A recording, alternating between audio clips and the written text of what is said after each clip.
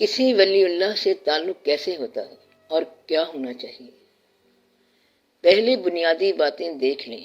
پیدا ہونا ہے، یہاں کچھ عرصہ رہنا ہے اور پھر یہاں سے چلے جانا ہے، اور جانے سے پہلے کچھ کرنا ہے۔ جو کچھ کرنا ہے ان میں سے کچھ چیزیں تو یہیں کی یہیں چھوڑ جانی ہیں۔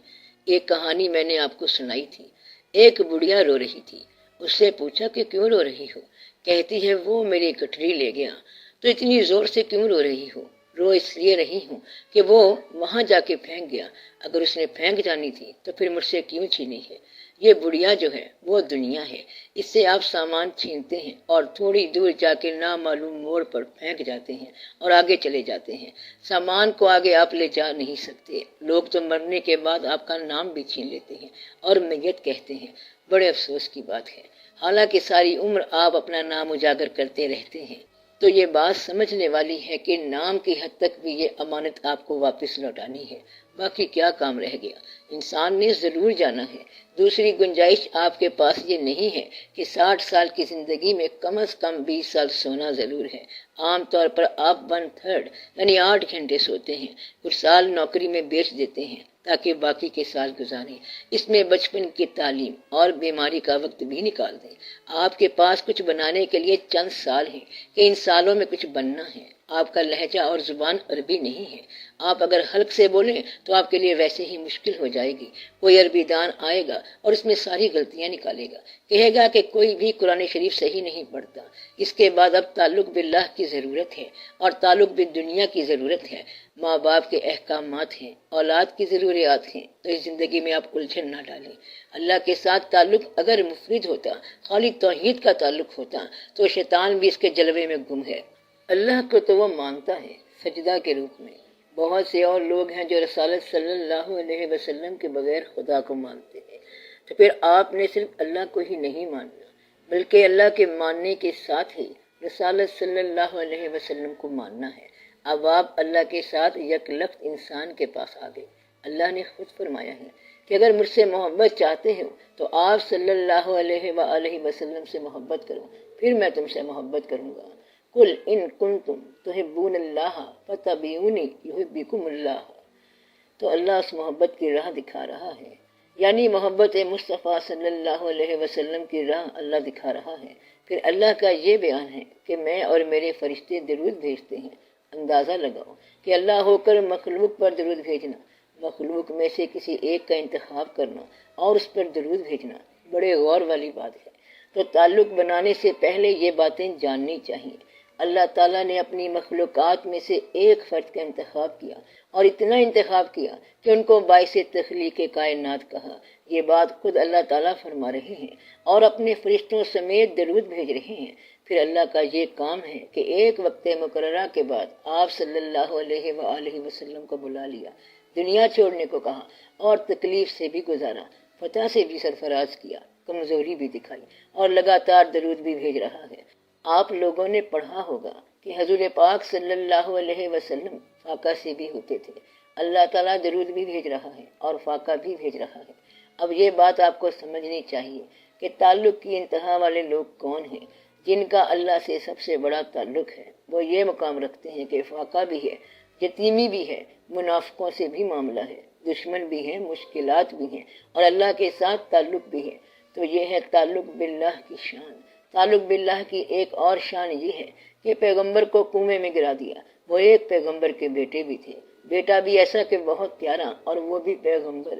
یہ ہے تعلق باللہ والوں کی بات، یعنی جن کا اللہ سے تعلق ہے ان کا سفر کنویں سے شروع ہو رہا ہے۔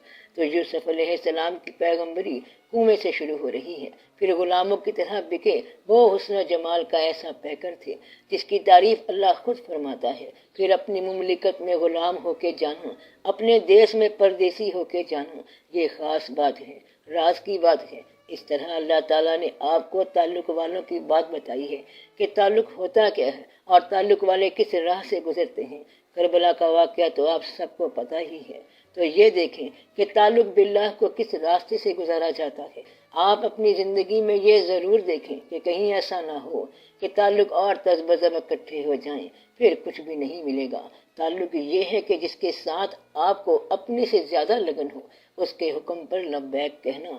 اس تعلق والے شخص کی کنٹریبیوشن صرف یہی ہے، یعنی اس کا تعلق ایک انسان کے ساتھ ہے جو اللہ کی طرف اس کا وسیلہ ہے۔ اللہ تعالیٰ انسانوں کو وسیلہ بنا رہا ہے اور فرما رہا ہے کہ انعمت علیہم، جن لوگوں کی راہ اللہ کی راہ ہے ان لوگوں کے ساتھ وابستہ ہو کے چلنا، ان کو وسیلہ بنانا، ان کے ساتھ تعلق بنانا۔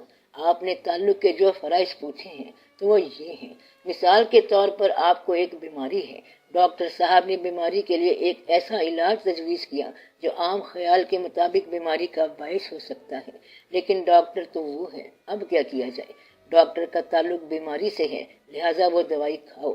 دقت وہاں ہوتی ہے جب آپ کتاب سے کچھ شریعت پڑھ لیتے ہیں اور تعلق پیر صاحب سے بنا لیا۔ اس نے آپ کو ایک بات بتائی ہے جو آپ نے کتاب سے بھی نہیں پڑھی۔ آپ کہیں گے کہ جو بات آپ کر رہے ہیں میرے خیال میں یہ قرآن کے علاوہ ہے، تو آپ پیر صاحب کو بھی نصیحت کریں گے، نتیجہ یہ ہوگا کہ وہ تعلق آپ کو نہیں ملے گا۔ تو راز کیا ہوا؟ اس سے اللہ کے لیے تعلق ہو۔ مولانا روم رحمت اللہ کہتے ہیں، ہر کے پیر و ذات حق را یک ندید، نے مریدو نے مریدو نے مرید۔ اور یہ کہ پیر کامل صورت ذل الہ۔ تو یہ بات مولانا روم رحمت اللہ کہہ رہی ہیں۔ تو اللہ کی راہ میں جس سے تعلق ہے اس کے احکام کی اتنی اہمیت ہے جیسے کہ وہاں سے ہوں۔ اللہ کی بات اللہ جانے، اور حضور پاک صلی اللہ علیہ وسلم کی بات آپ لوگوں کے لیے کتنی اہم ہے۔ آپ کہیں گے کہ اتنی ہی اہم ہے تو آپ فرق بیان نہیں کر سکتے۔ جہاں آپ کے ذہن میں فرق آ گیا وہاں آپ کا ایمان ختم۔ اس طرح کا آدمی گمراہ ہو جائے گا جو اللہ کو حضور پاک صلی اللہ علیہ وسلم پر فوقیت دے یا حضور پاک صلی اللہ علیہ وسلم کو اللہ پر فوقیت دے۔ اس لیے یہ بڑی نازک بات ہے، یہ فوقیت کی بات نہیں ہے بلکہ یہ صرف ماننے کی بات ہے، یہ جاننے کی بات بھی نہیں ہے۔ آپ جان نہیں سکتے کہ یہ مقامات کیا ہیں۔ پھر حال پر جس شخص کے ساتھ آپ کا تعلق ہے اس کی بات مانو۔ یہ کہتے ہیں بزرگ، وہ شریعت کی تعریف یہ کرتے ہیں کہ شریعت وہ لفظ ہے جو تمہارا شیخ تمہارے کانوں میں چپکے سے کہہ دے۔ اب یہ بات بتانے والی نہیں ہے، یہ بات کتابوں میں نہیں ہے۔ کسی صاحب طریقت کا بیان سنو، چا چڑا وانگ مدینہ ڈسے تے کون مٹھن بیت اللہ۔ تو وہ چاچڑا شریف کے بارے میں کہتے ہیں کہ یہ میرے لیے مدینہ ہے اور وہ بیت اللہ ہے۔ اور سلطان العارفین رحمت اللہ نے کہا ہے کہ مرشد دا دیدار ہے باہو مینو لکھ کروڑا حجا ہو۔ انہوں نے حج کو جو حجاں کہا ہے، اس میں بڑے معنی ہیں۔ اصل چیز یہ ہے کہ اس شیخ کی بات اہمیت رکھتی ہے۔ تو خواجہ غلام فرید رحمت اللہ نے کہا کہ میرا عشق بھی تو ہے، ایمان بھی تو، دیدار بھی تو، میرا اللہ بھی تو ہے اور دین بھی تو ہے۔ تو وہ شیخ جو بات کہے گا وہ پوری ہوگی۔ تعلق کا مطلب یہ ہے کہ اس سے ملنے سے، اس کے ساتھ سفر کرنے سے، اس کی بات سننے کے لیے اس سے پہلے کا علم ترک کر دو۔ شریعت کا آپ لوگوں کا جو کانسیپٹ ہے یہ مفروضہ ہے، اور جو کانسیپٹ دے گا وہ وہاں سے ہوگا۔ وہاں پہ ابتدا سے کلمہ پڑھنا پڑتا ہے۔ سلطان العارفین رحمت اللہ فرماتے ہیں کہ کلمہ پیر پڑھایا باہو تے میں سدا سہاگن ہوئی۔ تو وہ شروع سے بتاتے ہیں ان لوگوں سے تعلق لینے کا مطلب یہ ہوتا ہے کہ ان کی بات سے اپنی بات کا آغاز کرو، ورنہ تو آپ انہیں سکھانے لگ جائیں گے کہ پیر صاحب آپ بتائیں کہ آپ کیا کرتے ہیں، یہ بتائیں کہ یہ کیوں نہیں کرتے۔ ایک بات یاد رکھنا کہ مسلمانوں کے کسی بھی گروہ کے خلاف مسلمانوں کا کوئی نہ کوئی گروہ موجود ہے۔ اس طرح آپ بڑی مشکل میں ہیں تو ہر گروہ کے مقابلے میں کوئی نہ کوئی گروہ بنے گا۔ اصل میں ہوا یہ کہ دو آدمیوں کا آپس میں اختلاف ہوا، وہ گروہ ساز بن گئے اور انہوں نے ایک دوسرے کے ساتھ کشمکش شروع کرا دی۔ فرض کرو کہ لوگ یا رسول اللہ کہتے ہیں تو دوسرے کو کیا تکلیف ہے جو نہیں کہتا؟ ان سے پوچھو کہ انہیں کیا تکلیف ہے، وہ تو رسول صلی اللہ علیہ وسلم کا نام لیتے ہیں، اپنے پیارے نبی صلی اللہ علیہ وسلم کا نام لیتے ہیں، کھڑے ہو کر سلام پڑھتے ہیں اور ادب سے بات کرتے ہیں۔ تو کرنے دو، تمہیں ان سے کیا بحث ہے؟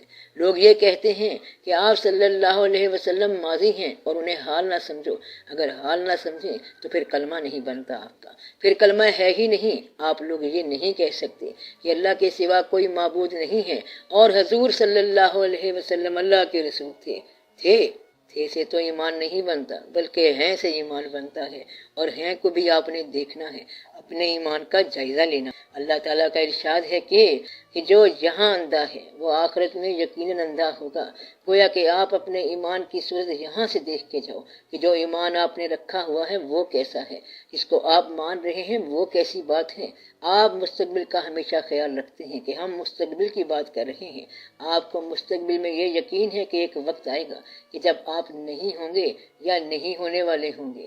مستقبل کے بارے میں دانا آدمی اتنا ضرور سوچے کہ وہ آخری وقت کو آخری وقت سے پہلے دیکھ کے جائے۔ یہ بات یاد رکھنا، تعلق کی خوبی یہ ہے کہ وہ انسان کو اس کا آخری وقت اس کے آخری وقت سے پہلے دکھائے۔ اگر آخری وقت کو آخری وقت سے پہلے دیکھا جائے، یہ پتہ چل جائے کہ یہ آخری وقت ہے، تو اگر اسے کہا جائے کہ دشمن کو معاف کر دے تو وہ کہے گا کہ میں تو جا رہا ہوں، لہٰذا اب اسے معاف کر دوں۔ تو آپ اسے اگر زندگی میں معاف کر دیں تو کتنی اچھی بات ہے۔ یعنی یہ کہ غصہ تو آپ ساتھ لے کے جا نہیں سکتے۔ غصہ، نفرت، لالچ اور دوسری غیر اخلاقی باتیں جو ہیں، دین والوں کو یا اخلاق والوں کو کیا ضرورت ہے کہ انہیں روکیں۔ وہ کہتے ہیں کہ ہم اس لیے منع کر رہے ہیں کہ عاقبت کے سفر میں غصہ کرنے والا عافیت حاصل نہیں کر سکتا۔ غصہ خود ہی رکاوٹ ہے۔ ایسا آدمی اگر مر رہا ہو تو وہ کہے گا کہ میں اس کو معاف نہیں کرتا، بلکہ روز محشر اس آدمی کے خلاف حساب ہوگا۔ اس کو ہم اللہ کے حوالے کریں گے، تم اس کے خلاف مقدمہ دائر کرنا اور پڑوسی تمہارے خلاف مقدمہ کرے گا۔ اگر اس کو معاف کر کے جاؤ تو وہ تمہیں معاف کر کے جائے گا۔ اقبال رحمۃ اللہ نے کہا تھا کہ نہیں بیگانگی اچھی رفیق راہ منزل سے، ٹھہر جا اے شرر ہم بھی تو آخر مٹنے والے ہیں۔ دو مسافر اگر دشمن بھی ہوں، ایک سفر پر جا رہے ہوں، ایک کشتی میں بیٹھے ہوں، اور جب دونوں کو یقین ہو جائے کہ کشتی ڈوبنے لگی ہے تو گلے مل مل کے روئیں گے۔ اگرچہ وہ ہیں دشمن، لیکن انہیں یقین آ گیا کہ کشتی اب ڈوبنے والی ہے، تو ڈوبنے کا اندازہ یا اندیشہ جو ہے وہ دشمنوں کو دوست بناتا ہے، اور سب زندگیاں تو ڈوب رہی ہیں مگر پھر بھی انا اور غصہ موجود ہے۔ یہ جو لالچ ہے اور خوف ہے تو اللہ تعالیٰ نے بار بار تعلق والوں کو بتایا، ارشاد فرمایا کہ میرے بندے وہ ہیں جن کو خوف اور حزن نہیں ہے۔ خوف ہوتا ہے آنے والی چیز کا اور ملال ہوتا ہے گئی ہوئی چیز کا۔ گویا کہ یہ وہ لوگ ہیں جن کو آنے والی زندگی میں اللہ کی ذات پر اعتماد ہے اور جانے والی زندگی میں استغفار سے معافی ہو گئی۔ جو ہو چکا ہے اس پر ملال نہ کر، اس پہ توبہ کر، اور جو آنے والا ہے وہ اللہ بہتر فرمائے گا۔ وہ لوگ کہتے ہیں کہ جو ہوا صحیح ہوا، جو ہو رہا ہے ٹھیک ہو رہا ہے، اور جو ہوگا وہ بھی بہتر ہوگا، تو انہیں ملال اور حزن نہیں ہے، اور یہ اللہ کے دوست ہیں۔ تو اللہ کے دوست کون ہیں؟ جن کو اللہ پر بہت زیادہ بھروسہ ہو۔ اللہ تعالیٰ بار بار کہتا ہے کہ میری رحمت سے مایوس نہ ہونا۔ اس کا مطلب یہ ہے کہ اللہ کی رحمت خود کہہ رہی ہے کہ مجھ سے مایوس نہ ہونا۔ رحمت کیا ہوتی ہے؟ اگر رحمت انسان کو اس کے اعمال کی زد سے نہ بچائے تو پھر رحمت کیا ہوتی ہے؟ رحمت انصاف تو نہیں ہے۔ مقصد یہ ہے کہ اگر اللہ انصاف کرنے پر آ جائے اور آپ کے اعمال کے مطابق فیصلہ ہو جائے تو یہ تو غضب ہوگا۔ اللہ تعالیٰ نے فرمایا ہے کہ ہم تمہیں اس وقت سے ڈرا رہے ہیں، ایسا وقت آئے گا جو عذاب کا وقت ہوگا، جب انسان کو اس کے اعمال دکھا دیے جائیں گے تو کافر کہیں گے کہ کاش ہم مٹی ہوتے۔ گویا کہ اگر آپ اپنے اعمال کے حوالے سے اپنا نتیجہ لینے چاہیں تو یہ تو بڑے عذاب کی بات ہوگی۔ اور رحمت کیا ہے؟ یہ عذاب سے بچاتی ہے اور تمہیں تمہارے اعمال کے نتیجے سے بچاتی ہے۔ اعمال کے نتیجے سے بچانے والی شے کیا ہے؟ توبہ۔ تعلق میں توبہ کا ہونا تعلق کی ابتدا ہے۔ تعلق کی شرط یہ ہے وہ جو توبہ کرائے، وہ جو آپ کو آپ کا مستقبل دکھائے، الٹیمیٹ مستقبل دکھائے، وہ جو بھی کہے آپ اسے پورا کرو۔ تعلق کا مطلب یہ ہوتا ہے کہ اس کے حکم میں اس طرح آ جائیں جیسے آپ اللہ کے حکم میں ہوں۔ تعلق قائم رکھنا اسی بات کو کہتے ہیں کہ اس کا خیال ہو اور اس کا عشق ہو۔ عشق تیرا اگر نہ ہو میری نماز کا امام، میرا قیام بھی حجاب، میرا سجود بھی حجاب۔ گویا کہ نماز سفیشینٹ نہیں ہے، بلکہ نماز میں عشق سفیشینٹ ہے، ضروری ہے۔ اقبال رحمۃ اللہ نے کہا ہے کہ تیرے نقش پا کی تلاش تھی جو جھکا رہا میں نماز میں۔ وہ کہتے ہیں کہ نماز میں اگر غیر کا خیال آ جائے تو نماز فسخ ہو جاتی ہے۔ اللہ تعالیٰ نے ایسی آسانی فرمائی کہ نماز میں اپنے ساتھ سب کا خیال دیا، سجدے میں اس کا خیال ہے، اور ابتدا ہو رہی ہے رب العالمین کے نام سے۔ ہم سب پر رحم فرما، ہمیں راستہ دکھا، ان لوگوں کا راستہ جن پر تیرا انعام ہوا، اور ان کا راستہ نہ دکھا جن پر تیرا غضب ہوا۔ پھر عباد الصالحین کا ذکر آتا ہے، حضرت ابراہیم علیہ السلام کا ذکر آتا ہے، ان کی آل کا ذکر آتا ہے، حضور پاک صلی اللہ علیہ وسلم کا ذکر آتا ہے، آپ صلی اللہ علیہ وسلم کی آل کا ذکر آتا ہے، نمازی کے والدین کا ذکر آتا ہے، اولاد کا بھی ذکر آئے گا۔ اب اس میں یکسوئی کی بات ہی کوئی نہیں، نماز تو ہے احوال واقعی، گویا کہ اللہ کے ساتھ آپ دنیاوی بات کر رہے ہیں۔ جو اللہ تعالیٰ سے کہتا ہے کہ میرے ماں باپ پر رحم کر اور خود ان پر رحم نہیں کرتا تو وہ جھوٹا ہے، اس کی نماز قبول نہیں ہوگی۔ جو اللہ سے کہتا ہے کہ میری اولاد کو نمازی بنا اور خود انہیں نماز نہیں سکھاتا تو وہ جھوٹا ہے۔ اس لیے یہ ساری باتیں جاننے کے بعد تعلق کی ابتدا قوی دلیل سے ہونی چاہیے۔ میری یہ بات یاد رکھنا، بغیر قوی دلیل کے کسی انسان سے تعلق مت بناؤ۔ یہ یاد رکھنا کہ اللہ کی تلاش کرنے والا جب بھی پہنچے گا بندے کے پاس پہنچے گا، یعنی تلاش اللہ کی ہے مگر پہنچے گا بندے کے پاس۔ تھرو آؤٹ یہی واقعہ ہوتا چلا جائے گا۔ یہ ہے تعلق کا سارا راز۔ تو تعلق کو آپ کیسے ڈیفائن کرو گے؟ اس کے بتائے ہوئے راستے پر چلو، اس کی بتائی ہوئی بات کو فالو کرو، اس کی خدمت بھی کرو، اس کا نام یا اس کا مضمون بھی چلاؤ کہ اس نے یہ فرمایا اور اس نے ہمیں یہ بتایا اور اس کی یہ بات ہے۔ اس طرح بتاتے جاؤ کہ اس روز یہ ارشاد ہوا، پھر یہ ارشاد ہوا، اس طرح کتاب بن جائے گی۔ اس لیے یہ ضروری ہے کہ اللہ اور اللہ کے حبیب صلی اللہ علیہ وآلہ وسلم کے راستے میں اس وقت کا ضرور کوئی نہ کوئی ساتھی مل جاتا ہے جو آپ کے ساتھ سنگت بناتا ہے اور پھر آپ کے ساتھ واقعات ہوتے ہیں۔ تو تعلق جو ہے یہ ضروری ہے۔ آپ تعلق والوں کی حالت کو ضرور دیکھنا۔ تعلق والوں کی حالت کسی آسودگی کی وجہ سے نہیں ہے، غریبی ہو تب تعلق قائم ہے، دولت ہو تب تعلق قائم ہے۔ یہ بات بالکل غلط ہے کہ تعلق قائم ہو جانے کے بعد دنیاوی حالات بہتر ہو جاتے ہیں۔ اللہ تعالیٰ نے پیغمبروں میں ہر حالت کر کے دکھائی ہے، پیغمبروں کو تکلیف دے کے بھی دکھائی ہے، دوسرے واقعات بھی کر کے دکھائے ہیں، تاکہ یہ پتہ چل جائے کہ میرے ساتھ تعلق جو ہے اس میں نہ غریبی رکاوٹ ہے اور نہ دولت رکاوٹ ہے، نہ غریبی جواز ہے اور نہ دولت جواز ہے۔ غریب اگر اللہ کے قریب ہو جائے تو غریبی مبارک ہے۔ ارشاد ہے کہ مجھے غریبی پر فخر ہے، اور اگر غریبی میں اللہ کی رحمت سے مایوسی ہو جائے تو عین ممکن ہے کہ غریبی تمہیں کافر بنا دے۔ اگر دولت تمہیں اللہ کی طرف جھکا دے تو اس سے بڑی رحمت کوئی نہیں ہے، اور دولت تمہیں باغی بنا دے تو یہ عذاب ہے۔ اس کا مطلب یہ ہے کہ اللہ تعالیٰ کے ساتھ تعلق جو ہے وہ حالات زمانہ کے بغیر جانچنا، اور شیخ سے تعلق بھی حالات زمانہ کے بغیر جانچنا۔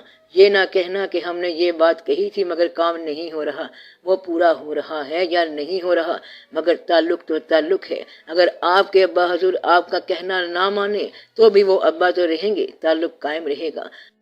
اگر اللہ تعالیٰ مسلمانوں کا ہر کہنا مان لیتے تو پھر تمام کافر ختم ہو جاتے، یہودی بھی فی النار والسقر ہو جاتے، اور پھر کائنات میں کوئی شہر رہ نہ جاتی۔ مسلمانوں نے تو دعائیں مانگی ہوئی ہیں کہ ان کو دریا میں غرق کر، ان کی بستیوں کو غرق کر، ان کی آل کو غرق کر، یہودیوں کو تباہ کر دے، بلکہ ہنوز و یہود کو تباہ کر دے، مسلمانوں کو سرفراز کر دے، مسلمانوں کو دنیا کا بادشاہ بنا دے۔ حالانکہ اللہ کا حکم ہے کہ مجھ سے مانگو میں دوں گا۔ یا تو مانگنے میں غلطی ہے یا پھر اس نے دے دیا ہے مگر سمجھ نہیں آ رہا۔ کوئی تو ایسی بات ہے، اس کا مطلب یہ ہے کہ کہیں نہ کہیں کچھ نہ کچھ اللہ کی بات اور آپ کی سمجھ میں فرق ہے۔ وہ بار بار کہتا ہے کہ مجھ سے دعا مانگو، اور آپ بار بار دعا مانگتے ہو مگر وہ پوری نہیں ہوتی۔ اس کا مطلب ہے کہ کہیں نہ کہیں کچھ نہ کچھ فرق ہے۔ آپ بتاؤ کہ وہ کہیں نہ کہیں کیا ہے؟ تو اللہ تعالیٰ کے ساتھ تعلق میں ضروری نہیں کہ دعا پوری ہو، عین ممکن ہے کہ نہ پوری ہو۔ اللہ کی ایک پیغمبر نے 900 سال اللہ کی خدمت کی، یعنی نوح علیہ السلام نے، انہوں نے محنت کی، خدمت کی، اور ان پر اللہ کے احسانات بھی تھے۔ بیٹا طوفان کی نظر ہونے لگا تو نوح علیہ السلام نے خواہش کی، دعا کی، دل میں ملال تھا۔ اللہ نے کہا کہ کیوں ملال کرتے ہو؟ اب اس کے لیے پریشان ہو رہے ہو جو تم میں سے نہیں ہے، کیونکہ وہ تمہارا کہنا ماننے والا نہیں ہے۔ اللہ سے یہ تو کہہ سکتے تھے کہ اگر ہم میں سے نہیں ہے لیکن بیٹا تو ہے، اسے دعا کے طور پہ دے دے۔ لیکن پیغمبری کسے کہتے ہیں؟ پیغمبر آزردہ نہیں ہوتے، پیغمبری سے استعفیٰ نہیں دیتے۔ تو جو چیز آپ کو حق کے علاوہ نظر آ رہی ہے یہ آپ کے عقیدے کے علاوہ ہے، اور آپ کا پیر جو عقیدہ بنا رہا ہے وہ کہتا ہے کہ تو توحید کا عقیدہ رکھ۔ توحید کے عقیدے میں جھگڑا کوئی نہیں ہے، کافر بھی اس کے ہیں، مومن بھی اس کے ہیں، غریب بھی اس کے ہیں، امیر بھی اس کے ہیں، تو درمیان میں کون ہے؟ تیرا ان باتوں سے کیا تعلق ہے؟ اب توحید میں یہ بات جائز ہے۔ اگر کوئی کہے کہ فلاں آدمی کو مر جانا چاہیے تو اس کے خیال میں آپ کو کب تک زندہ رہنا چاہیے؟ اس کے خیال میں تو آپ غیر حق ہیں، وہ بھی ایک حق رکھتا ہے، کافر بھی اپنا حق رکھتا ہے۔ کافر کو شعور حق موجود ہے، آپ کا شعور حق بھی موجود ہے، آپ کے خیال میں وہ کافر ہے، اس کے خیال میں شاید آپ ہی کافر ہوں، ایسا ہو سکتا ہے۔ ایک درویش نے یہ خیال کیا کہ یا اللہ یہ پہاڑ نہ ہوتے تو دوسرے علاقوں سے ہمارا رابطہ ہو جاتا۔ یہ بات میں نے پہلے بھی آپ کو سنائی تھی، پھر اللہ تعالیٰ کی طرف سے ڈانٹ آ گئی کہ تو ہماری کائنات میں نقص نکالتا ہے، آج سے تیرا نام ہم نے مردودوں میں لکھ دیا۔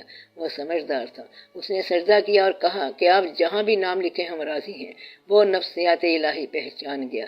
اللہ نے کہا جا تجھے ہم نے معاف کیا اور تیرے درجات میں اضافہ کیا اور انہیں بلند کیا۔ یہ بھی ایک مقام ہے۔ اس کائنات میں نقص نکالنے والوں کو اور تعلیم دی جاتی ہے۔ آپ کے بزرگ نے آپ کو یہ پیغام دیا کہ تو اپنا راستہ طے کر، تیرے راستے میں حق ہی آئے گا۔ فرض کرو کہ ایک شخص غلط راستے سے جا رہا ہے اور وہ مشکل راستہ ہے، غلط راستہ ہے، ابتلا کا راستہ ہے، تھوڑا سا گناہ کا بھی راستہ ہے۔ بیچارہ ملوث ہو گیا، اس پہ چل پڑا، اللہ پر بھروسہ بھی نہ تھا، اس کو کچھ شکوک و شبہات بھی رہے کہ خدا ہے کہ نہیں۔ چلتے چلتے کسی خوش قسمت لمحے میں اس کو حقیقت مل گئی، حقیقت کی منزل مل گئی۔ اب حق کی منزل پر پہنچنے والے کے لیے اس کا سارا وہ سفر جو غیر حق تھا وہ بھی حق ہے، انجام حق ہو گیا۔